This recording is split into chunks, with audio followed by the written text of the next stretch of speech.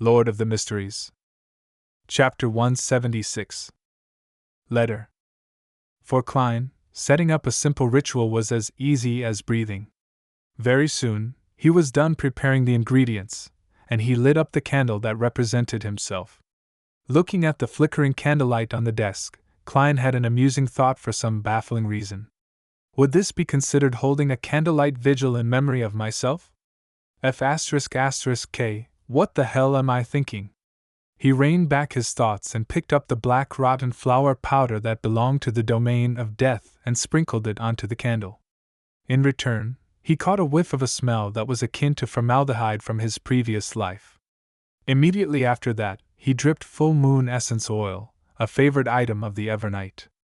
Amidst a sizzling crackle, his surroundings suddenly became quiet, and there was a shapeless, magical surge. Klein took a step back and softly recited in ancient Hermes. Then, he changed into Hermes.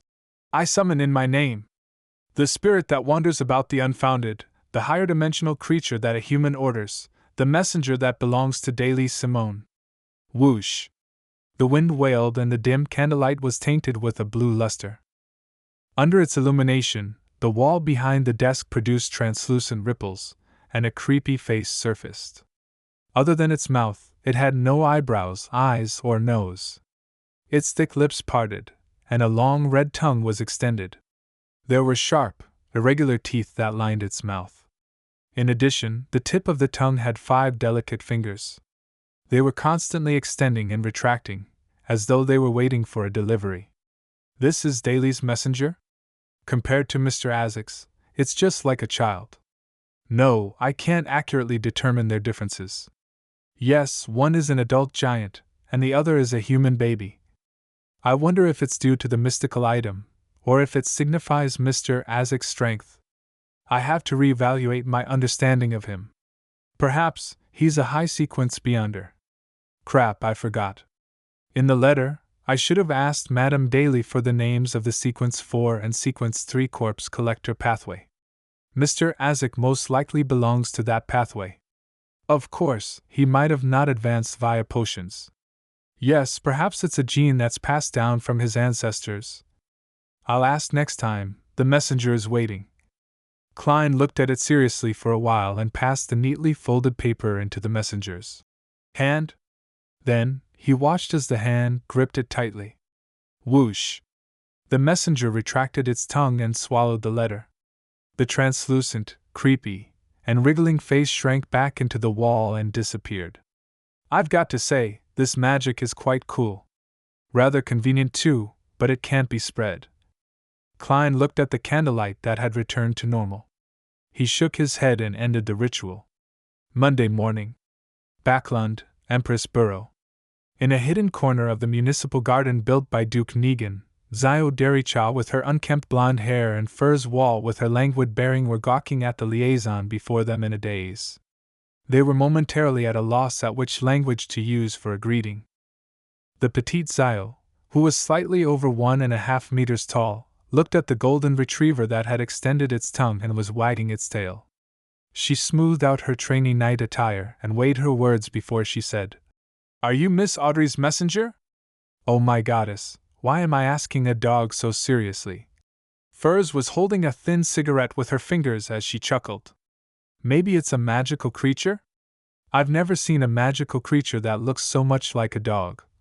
Zio replied in all seriousness. Susie sat down and closed her mouth. She then pointed at her belly with her paw. There was a leather pouch tied around the dog's body amidst her long golden fur. Zio looked to her left and right, making sure that there was no one watching before she quickly moved closer. She bent down and removed the pouch. Furs watched curiously when her expression suddenly turned weird. It's made of crocodile skin, and it looks like the work of the fashion designer, Mr. Sadas. She's actually using such a pouch for the transaction. In other words, it's very expensive? Zio raised the leather pouch. Furs pursed her lips tightly and nodded seriously. Zio instantly lowered her speed in an exaggerated manner. She carefully opened the zipper and took out the letter inside, as though she was carrying an antique vase in her hands. After she read it, she passed the letter to Furs.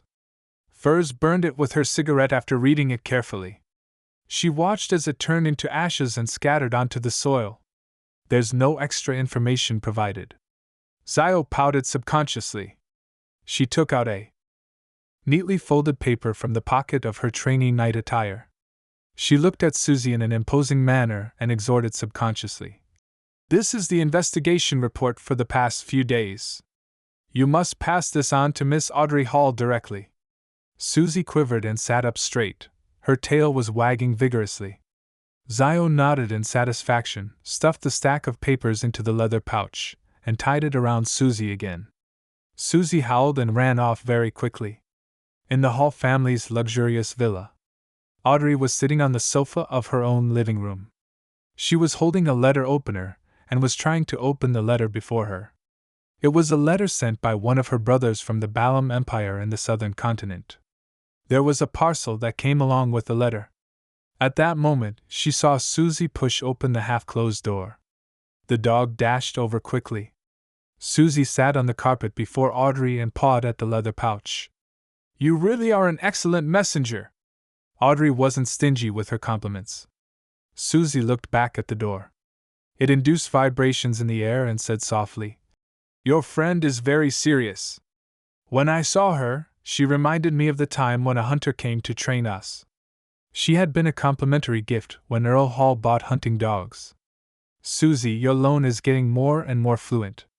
There are just a few problems with your logic in using the language.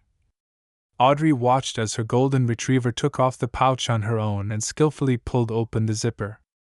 She gave Susie a look and immediately understood. She stood up and ran to lock the door. There's no results so far, but we found that some vagrants disappeared around the Backlund Bridge borough. Though we can't know for sure that it was Kalangos. Perhaps the vagrants merely changed their movement patterns suddenly. Audrey flipped through the investigation report and seriously wondered how she should reply to Zio and Furs. I'll tell Zio that as long as she can track down Vice Admiral Hurricane, Kalangos, I'll buy the sheriff potion formula for her. No, that's not friendly enough. It would make her feel an inferiority complex. Yes, I shall say.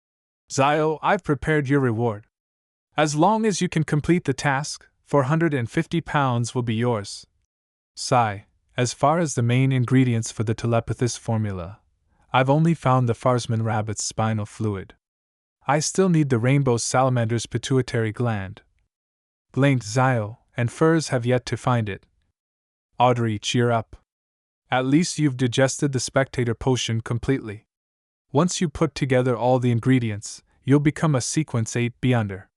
Audrey reined in her thoughts, picked up a pen and paper, and quickly wrote a reply. She stuffed it back into the leather pouch and entrusted Susie to make another trip. She watched her golden retriever as she opened the letter that her brother had sent. She read it with a smile. My dear sister, I think you should come to the southern continent too. Come over to the colonized regions of the Balam Empire. There's abundant sunlight, fresh air, a clean environment, freshly caught seafood, various unique cultures, and the very kind and obedient Balam people who make good servants, as well as the smell of freedom. On the contrary, Backlund is cold and moist, the air is bad, there's always dust, and it's always gloomy. Plus, it's highly populated, which leads to all sorts of problems. And the endless balls, banquets, and salons. The social events are so boring and insipid that I wouldn't want to stay for a minute. Dear sister, I believe you share the same feeling. I'm not running away from home. I'm merely seeking my own place in life, but our brother definitely doesn't think so. He's always been a selfish person. Of course, he wouldn't be stingy with you, because you can only claim a tiny part of the family wealth, while I would be his biggest competition in the fight for the inheritance within the ranks of nobles. After all, our father is a count who takes a long view. He definitely wouldn't be restrained by the rule that the eldest sibling will inherit the rank of nobility. As long as he feels that it's necessary, he would do anything. Just like when he sold off half the farmland and pastures to enter the banking industry, regardless of the strong opposition. I miss Backlund sometimes, mostly father, mother, and you. I miss the smile that you put on my face during those few years. You must have become the most dazzling jewel in Backland, but unfortunately, I'll only be able to return after 2 years. A career is a man's pride, while the outstanding young people in the Lone Kingdom treat the world as their stage. You can tell our dear aunt that the coastal regions in the Balam Empire are very suitable for vacations, and especially suitable for her, given how her joints ache and swell in the winter. I sincerely invite her to be my guest. If you can come with her, that would be even better. I didn't send you too many gifts. They're mainly things that are rich with the traditions and styles of Balam, such as the unique yellow silk, and the ornaments that are filled with traits related to the worship of death. I remembered that you loved things regarding mysticism, so I'll look around for you. The culture here is full of mystery. After reading the letter, Audrey picked up a pen, paper, and writing board. She leaned back into the sofa, pursed her lips, and wrote seriously. My dearest Alfred, although it has been less than a year, the little girl in your memories has grown up. I don't like mysticism anymore, so you don't have to search for those kinds of things. Because it's very dangerous. Audrey puffed up her cheeks and added in her head. She had heard of too many tragedies related to mysterious objects when participating in Beyonder gatherings and from stories Zio and Furs recounted. She thought and declared excitedly. I'm now interested in biology. Recently, I've been in awe of the rainbow salamander. Can you ask around for me and find out where I can find one of these creatures, or if they have a complete corpse that has been preserved?